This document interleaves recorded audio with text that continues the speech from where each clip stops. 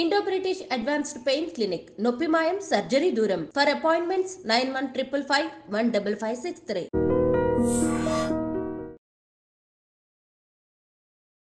అందరికీ నమస్కారం. నేను Swaroopa Potlapalli. Welcome to I dream. Transgenders పెళ్లిళ్ల మీద ఇప్పుడు ఒక పెద్ద చర్చ జరుగుతుంది. నంద్యాలలో తమ కొడుకు ఒక హిజ్రాతో క్లోజ్ రిలేషన్లో ఉంటున్నాడు, ఆమెను ఇష్టపడుతున్నాడు అనే దాంతో పరువు పోయిందనే బాధతో ఓ తల్లిదండ్రులు ఆత్మహత్య చేసుకున్నారు. ఈ మధ్య కాలంలో ఒక ట్రాన్స్ విమెన్, ఒక ట్రాన్స్ మ్యాన్ పెళ్లి చేసుకున్నారు. ఇంకొక వైపు చూస్తే ఇంటర్వ్యూలు ఇస్తూ ఎంతో మందికి ఇన్స్పిరేషన్గా ఉన్న అంకితా రాజ్ జంట కూడా విడిపోయింది. అసలు ట్రాన్స్జెండర్స్ పెళ్లి చేసుకోవచ్చా? ఒకవేళ చేసుకుంటే ఎవరిని చేసుకోవాలి? వారికి ఉండాల్సిన అర్హతలేంటి? ఇలా దీని మీద కూడా ఇప్పుడు పెద్ద డిస్కషన్ నడుస్తోంది. ప్రస్తుతం నాతో పాటు ట్రాన్స్జెండర్స్ రైట్స్ యాక్టివిస్ట్ రచన ముద్రబోయిన ఉన్నారు. ఆవిడతో మాట్లాడదాం. నమస్తే రచన.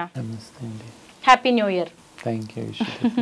చూసాం కదా, నంద్యాలలో ఒక అబ్బాయి తమ కొడుకు ముఖ్యంగా హిజ్రాని ప్రేమించాడు అని చెప్పి ఇంకొంతమంది హిజ్రాలు వెళ్ళి కూడా వాళ్ళ ఇంటి మీద కొంత గొడవ చేశారంట. దాంతో భరించలేక ఓ తల్లిదండ్రులు ఆత్మహత్య చేసుకున్నారు. ఇప్పటికే హిజ్రాలు ట్రాన్స్జెండర్స్ మీద చాలా నెగిటివిటీ ఉంది. ఇలాంటివి ఇంకాస్త పెంచుతున్నాయి కదా, అసలు ఎందుకు జరిగిందంటారు ఈ ఇన్సిడెంట్?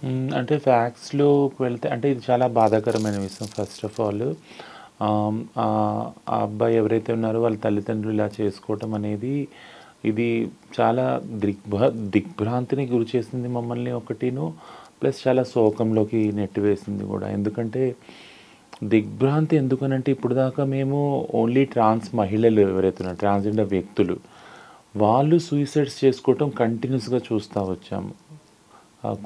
కోవిడ్ తర్వాత కూడా. బట్ ఇప్పుడు ఆ తర్వాత కొంతమంది పార్ట్నర్స్, అంటే ట్రాన్స్ మహిళల యొక్క పార్ట్నర్స్ సూసైడ్స్ చేసుకోవడం చూసాం. ఇప్పుడు తల్లిదండ్రులు కూడా సూసైడ్స్ చేసుకుంటున్నారు అని అంటే అదొక ఆశ్చర్యకరమైన విషయం. ఏంటంటే ఎందుకు అసలు ఇలా జరుగుతుంది కమ్యూనిటీలో, మా కమ్యూనిటీకి సంబంధించి. అది కాక ఇప్పుడు రెండోది తీవ్ర మనస్తాపం పెట్టే విషయం ఏంటంటే తల్లిదండ్రులు పోగొట్టుకోవడం. అంటే ఈ అబ్బాయి పాపం ఇప్పుడు అంటే ఒక అనాథలాగా అయిపోయారు. ఇలా తల్లిదండ్రులు లేకపోవటం అనేది మేము అంటే అనాదిగా మా ట్రాన్స్ మహిళలు ఎవరైతే ఉన్నారో అది అనాదిగా చవి చూస్తూనే ఉన్నారు కదా.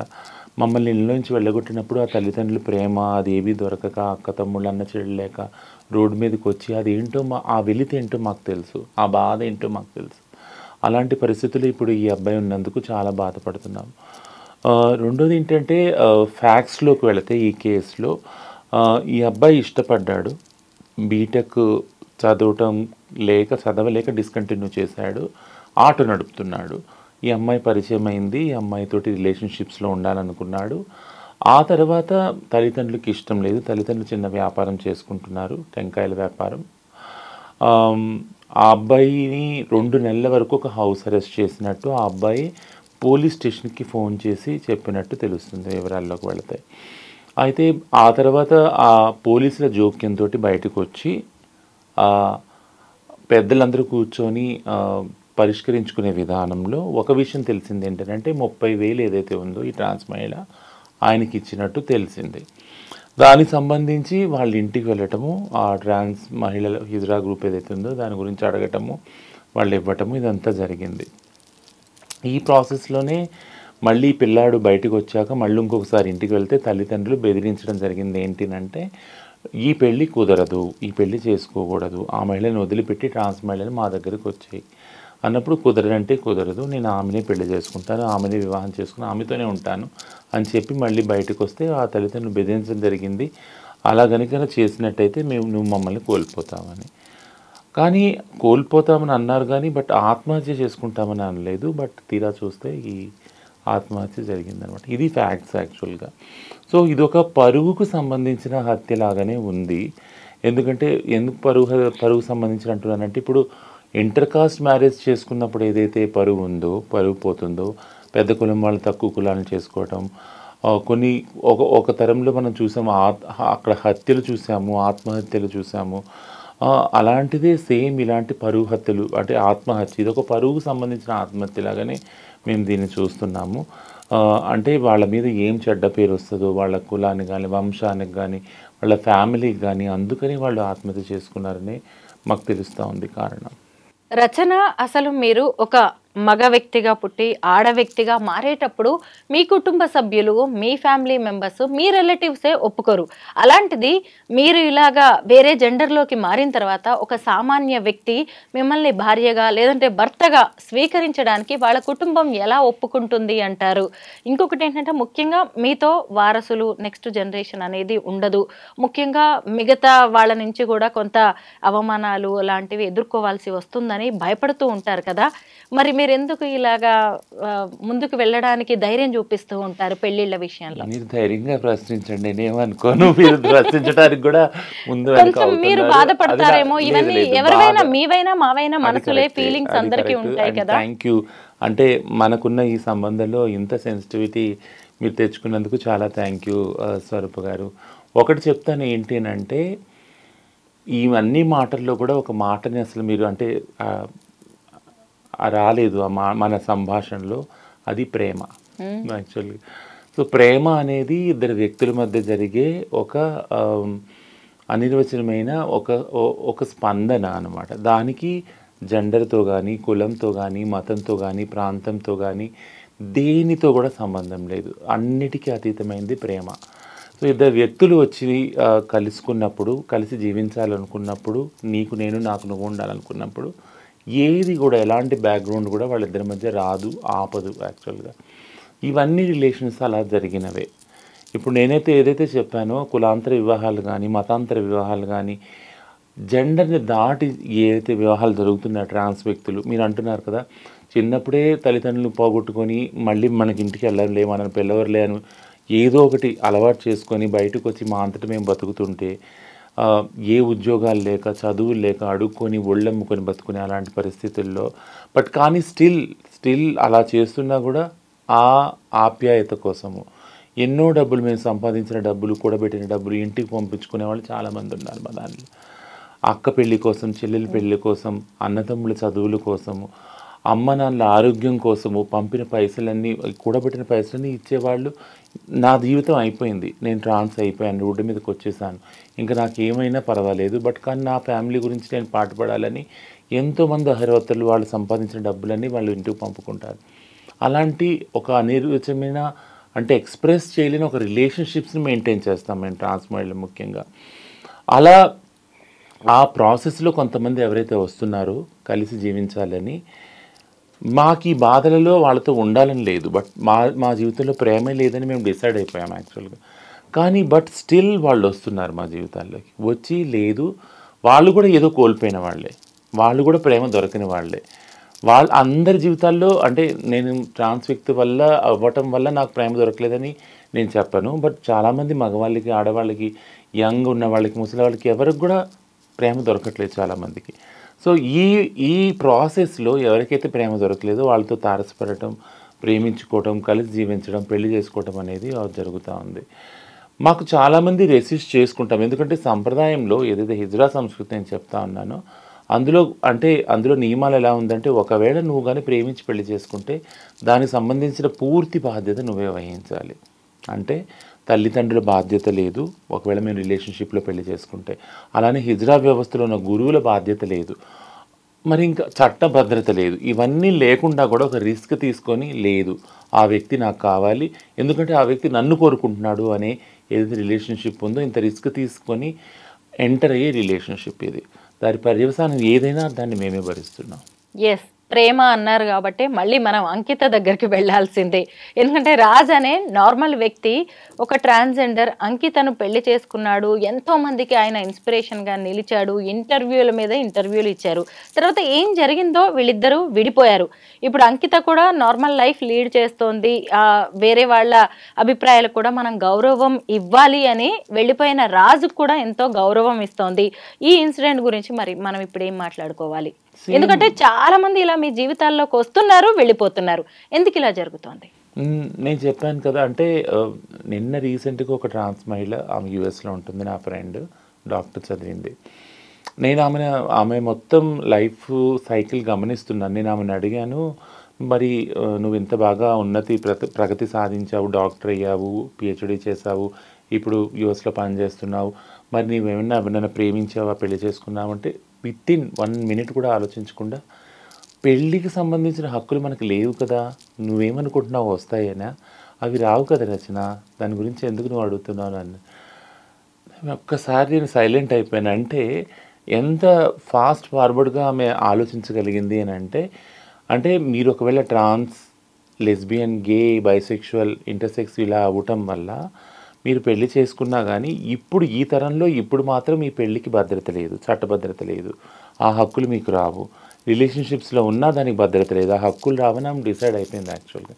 సో ఆమె ఒక మెకానికల్ లైఫ్ని ఆమె అలవాటు చేసేసుకుంది. ఏంటంటే లవ్ లేదు, ఏది లేదు. ఇది ఎందుకు చెప్తున్నాను, ఎగ్జాక్ట్లీ ఇది తెలిసే అంకిత సైలెంట్ అయిపోయిందంటారా, తన లైఫ్ తను లీడ్ చేస్తుందంటారా? రీజన్స్ అన్నీ కూడా అటే వెళ్తున్నాయి. ఇంతకుముందు మనం డిస్కస్ చేసినా కూడా ఏదైతే సోకాల్డ్ బైనరీ స్టీరియోటైపింగ్ సమాజం ఉందో, ఆ సమాజంలో ఒక సంస్కృతి ఉందో, ఆ సంస్కృతిలో మ్యారేజెస్ కానీ రిలేషన్షిప్స్ కానీ ఉన్న ఏదైతే భద్రత ఉందో అదంతా చూసుకుని ఉంటే అవి కాకుండా ఉండే రిలేషన్షిప్స్ ఏవైతే ఉన్నాయో వాటికి ఖచ్చితంగా భద్రత లేదు. భద్రత లేకపోగా ఒకలాంటి ప్రెషర్ ఏముందంటే ఎప్పుడు ఈ రిలేషన్స్లో ఎందుకున్నారు మీరు, ఇవి చెడ్డవి, ఈ మనుషులు వ్యక్తులు మంచివారు కాదు, వీళ్ళ క్యారెక్టర్ లేదు, వీళ్ళ క్యారెక్టర్ లెస్, వాళ్ళు వీళ్ళతో ఉండకూడదు, వీళ్ళతో ఉండకుండా మీరు వచ్చేయండి అనే ఒక ఫోర్స్ అయితే ఉంది. అది నిరంతరం జరుగుతూనే ఉంది, దానికి అందరూ బలవుతూనే ఉన్నారు. అయితే ఇప్పుడు ట్రాన్స్ విమెన్, ట్రాన్స్ మ్యాన్ పెళ్లి చేసుకున్నారు రీసెంట్ గా. వాళ్ళు మీకు బాగా తెలిసిన వాళ్ళే, విమల్. అయితే అతను ఫస్ట్ అమ్మాయిగా పుట్టాడు, తర్వాత అబ్బాయి అయ్యాడు. ఆమె ఏమో అబ్బాయిగా పుట్టి అమ్మాయి అయింది. వాళ్ళిద్దరూ పెళ్లి చేసుకున్నారు. రచన ఎలా జరుగుతూ ఉంటాయి ఇలాంటివి? విమల్ విషయంలో ఏం జరిగిందో మీరు చెప్పండి. సో ఏ సెక్స్లో పుట్టినా ట్రాన్స్ వ్యక్తులు కాబట్టి ట్రాన్సిషన్ అయ్యే హక్కు వాళ్ళకు ఉంది, ఆ ఫ్రీడమ్ కూడా ఉంది. అది సుప్రీంకోర్టే చెప్పింది. సో ఆ చట్టాలన్నీ అనుకూలంగా ఉన్నాయి కాబట్టి, జెండర్ అనేది వాళ్ళ సొంత రైట్ కాబట్టి, రాజ్యాంగ హక్కు ఉంది కాబట్టి వాళ్ళు ట్రాన్సిషన్ అయ్యి అలా అయ్యారు. ఆ తర్వాత ఒకానొక టైంలో వాళ్ళిద్దరి మధ్య స్పందన కలిగి, లవ్ కలిగి రిలేషన్షిప్స్లో ఉన్నారు. రిలేషన్షిప్స్లో ఉన్నాక తర్వాత ఎంతో కాలం తర్వాత వాళ్ళు డిసైడ్ చేసుకుంది అంటే మనం పెళ్లి చేసుకోవాలని. అలా అయినదే మంచి ముహూర్తం చూసుకొని హిందూ సంప్రదాయ ప్రకారంగా వాళ్ళు పెళ్లి చేసుకున్నారు. బట్ థింగ్ ఏంటంటే ఇందులో రెండు విషయాలు, అంటే సంప్రదాయం ఎలవ్ చేస్తుందా, ఆ ప్రకారంగా చేసుకుంటా అంటే మనకి కొన్ని కేసెస్ ఏమున్నాయంటే హిందూ వధువులాగా ఒకవేళ ట్రాన్స్ మహిళ పెళ్లి చేసుకుంటే కనుక ఖచ్చితంగా ఆ పెళ్లికి చట్టభద్రత ఉండాలని ఒక తమిళనాడు హైకోర్టు జడ్జిమెంట్ ఒకటి ఉంది. సో ఈ పెళ్ళికి అలాంటి చట్టభద్రత వస్తుందని అనుకుందాం, ఓకేనా. ఇంకొకటి ఏంటంటే ఇది కాకుండా చట్టపరంగా కాకుండా రిలేషన్షిప్ పరంగా మనం ఆలోచించినట్లయితే నేను మీకు ఇంతకుముందు కూడా చెప్పాను, ట్రాన్స్ మహిళలు, ట్రాన్స్ పురుషులు పెళ్లి చేసుకోవచ్చు. ట్రాన్స్ పురుషులు ఎవరైతే ఉన్నారో వాళ్ళు సిస్ మహిళల్ని పెళ్లి చేసుకోవచ్చు, అలాంటివి కూడా చాలా ఉన్నాయి. అలాగే ట్రాన్స్ మహిళలు మామూలు పురుషులు ఎవరైతే ఉన్నారో సిస్ పురుషులు వాళ్ళని కూడా పెళ్లి చేసుకోవచ్చు. పురుషులు అంటే సిస్ అంటే ఎవరైతే ట్రాన్స్ కారు వాళ్ళని మామూలు పురుషులు, యాక్చువల్ హెట్రోసెక్షువల్ పురుషులు అనమాట. వాళ్ళని పెళ్లి చేసుకునే మహిళలు, ట్రాన్స్ మహిళలు చాలామంది ఉన్నారు. సో ఈ రిలేషన్షిప్స్లో ఏమైనా కలగచ్చు. బట్ దీని అన్నిటికీ మూలం ఏమైందంటే ఇద్దరు వ్యక్తుల మధ్య కలిగే ఆ స్పందన, లవ్ ఏదైతే ఉందో అదే అట్రాక్షను ముఖ్య కారణమై ఉంది. అలాగే అఖిలేష్, కిరణ్ రాజ్ అనే వాళ్ళ పెళ్లి గురించి కూడా మీరు చెప్పాలి, నాకు పెద్దగా ఐడియా లేదు. వీళ్ళు కూడా యాక్చువల్గా ట్రాన్స్ పురుషులే, బట్ సిస్ మహిళలతోటి అంటే మామూలు మహిళలు ఎవరైతే ఉన్నారో వాళ్ళతోటి ప్రేమతోటి రిలేషన్షిప్లో పెళ్లి చేసుకున్న వాళ్ళిద్దరు కూడా. అంటే ఎలాగా వీళ్ళిద్దరు వేరు వ్యక్తుల్ని పెళ్లి చేసుకున్నారంటున్నారు? వేరు వ్యక్తుల్ని, వేరు మహిళల్ని పెళ్లి చేసుకున్నారు యాక్చువల్గా. ఓకే, వాళ్ళు ట్రాన్స్ పురుషులు, అలాగే మహిళల్ని పెళ్లి చేసుకున్నారు. అలాగా. ఇప్పుడు విమల్ స్టోరీకి వస్తే వాళ్ళిద్దరు ఎలాగో ట్రాన్స్ విమన్, ట్రాన్స్ మ్యాన్ కాబట్టి నెక్స్ట్ జనరేషన్ సొసైటీ ఏదో మనల్ని చూసి ఏదో అనుకుంటది, లేదంటే షేమ్ ఫీల్ అవ్వాలి అనే ఫీలింగ్స్ ఉండకపోవచ్చు. అవును, వీళ్ళు ఇద్దరు లాంగ్ రన్ లో కలిసి నడవచ్చు. ఒకటి ఏంటంటే పెళ్ళి పిల్లల కోసమే, పునరుత్పత్తి కోసమే అనే ఒక ఏదైతే ఆలోచన ఉందో సమాజంలో దాన్ని ముఖ్యంగా ఛాలెంజ్ చేసేది LGBTQI సమూహాలు మాత్రమే. అది కాక అంటే మామూలు ఆడవాళ్ళు మగవాళ్ళు ఉండలేదా అంటే ఖచ్చితంగా ఉన్నారు కదా. సరోగసీ చట్టం ఏదైతే ఉందో, అడాప్షన్కి సంబంధించిన చట్టాన్నిలో మార్పులు ఏవైతే ఉన్నాయో ఇవన్నీ ఆ బ్యాక్గ్రౌండ్తో వచ్చినవే కదా. సో సమాజంలో పెళ్ళి చేసుకునేది ఏదైతే తంతుందో కేవలం పిల్లలు కనడానికి కోసం అనే దాన్ని ఒక అభిప్రాయాన్ని ఎన్నో రకాలుగా ఎన్నో జంటలు దాన్ని అంటే దాన్ని డిస్ప్రూవ్ చేస్తున్నాయి, యాక్చువల్గా డిస్క్వాలిఫై కూడా చేస్తూ ఉన్నాయి. పెళ్ళి అనేది ఇద్దరు వ్యక్తుల మధ్య జరిగే ఏదైతే లవ్ ఉందో, ప్రతిస్పందన ఉందో, ఒకరికొకరు జీవించాలి అనుకునే ఏదైతే రిలేషన్షిప్ ఉందో దాని బేస్ మీద ఉండాలి. పెళ్ళి తర్వాత జరిగే ఏదైతే పిల్లలది ఉందో అది ఒక ఆప్షనల్ మాత్రం. ఇప్పుడు చాలామంది సెలబ్రిటీసే మనం సరగసి తీసుకొని పిల్లల్ని కానీ ఇది చూస్తున్నాం కదా మన కళ్ళ ముందే. సో పిల్లలకి అనేది ఒక ఆప్షనల్గానే ఉంది ఇప్పుడు కూడా. పైగా మీ కమ్యూనిటీలో కూడా ఒక రిలేషన్స్ ఉంటాయి కదా. మా కమ్యూనిటీలో ముఖ్యంగా అదే నేను చెప్తాను. మా కమ్యూనిటీలో ట్రాన్స్ కూతుళ్ళు, ట్రాన్స్ కొడుకులు, మనవరాళ్ళు, మనవళ్ళు ఇలా కూడా రిలేషన్స్ ఉన్నాయి. అక్క చెల్లెళ్ళు, వదిన మరదళ్ళు ఇవన్నీ కూడా ఉన్నాయి. కాబట్టి మేము ఎప్పుడైతే మా సొంత కుటుంబాలతోటి ఎక్కడైతే పుట్టామో అందులోంచి బయటకు వచ్చేసాక మాకుగా మేము ఏర్పరచుకునే ఈ కుటుంబ వ్యవస్థ ఏదైతుందో ట్రాన్స్ కుటుంబ వ్యవస్థ అది మాకు ఒక సపోర్టింగ్ సిస్టమ్ యాక్చువల్గా. ఇప్పుడు ఎలాగో మనం ట్రాన్స్ మ్యారేజ్ గురించి మాట్లాడుకుంటున్నాం కదా, ఇప్పుడు మీ లవ్ స్టోరీ చెప్పండి. అసలు సిగ్గుపడతారు మీరైతే. నా లవ్ స్టోరీ అసలు నేను ఎక్కువగా ఎక్కడ ఎక్స్ప్రెస్ చేయను, ఎందుకంటే నా భర్త ఎవరైతే ఉన్నారో వారి అంటే లైఫ్కి అంటే చాలా కొన్ని థ్రెట్స్ ఉన్నాయి, అందుకని దాన్ని చేయను. బట్ ఇంతకుముందు చెప్పినట్టే నేను ఆయనతో అయితే ఆయన నన్ను అప్రోచ్ అయ్యారు, ఐ లవ్ యూ అని ఆయనే చెప్పాక నేను అంటే కొన్ని రోజులు ఆలోచించాను అసలు. అంటే ఎందుకంటే నాకు కమ్యూనిటీ పని చాలా ప్రయారిటీ నా లైఫ్లో. కమ్యూనిటీకి సంబంధించిన కొన్ని విజన్స్ ఉన్నాయి, నాకు కళలు ఉన్నాయి. వాటి కోసం ప్రతిరోజు అంటే నాకు హాలిడేస్ లేవు, ఏమీ లేవు, కొన్ని వర్కింగ్ అవర్స్ లేవు, ఏం లేవు, చాలా అన్డిసిప్లిన్గా అందులో డిసిప్లిన్గా వర్క్ చేస్తాను అనమాట. సో ఈ ధోరణి ఉన్న వాళ్ళతోటి ఒక రిలేషన్షిప్లో ఎంటర్ అవటమే కష్టం యాక్చువల్గా, ఎందుకంటే నేను టైం ఇవ్వలేను ఒక వ్యక్తికి నా లైఫ్లో. అలాంటి దానిలో హడావుడిలో హఠాత్తుగా ఆయన వచ్చి మాటల్లో ఆయన చెప్తే ఐ లవ్ యూ అంటే, ఓ అవునా ఐ లవ్ యూనా, సరే ఓకే లేనని. ఆ తర్వాత నాకు అనిపించింది టైం ప్రతి రిలేషన్షిప్లో టైం ఇవ్వాల్సి వస్తుంది. టైం ఇచ్చినప్పుడల్లా నేను అనిపించింది ఏంటి అంటే నాకు ఇక్కడ టైం తీసుకొచ్చి ఈయనకి ఇవ్వాల్సి వస్తుంది, హౌ సీరియస్ దిస్ పర్సన్ ఇది అన్నప్పుడు నేను అడిగాను, పెళ్లి చేసుకుందామంటే నువ్వు టైం చెప్పు, డేట్ చెప్పు అన్నాడు. ఓ అవునా అంత సీరియస్ అను, ఓకే సరే అనేసి లవర్స్ డే వ్యాలంటైన్స్ డే రోజు మా మ్యారేజ్ అయింది. 15 yearsగా మీ ఇద్దరు రిలేషన్లోనే ఉన్నారు, ఎప్పుడు ఏ ఇబ్బందులు రాలేదా? మీ ఇద్దరి మధ్య ఏ గొడవలు కూడా లేవా?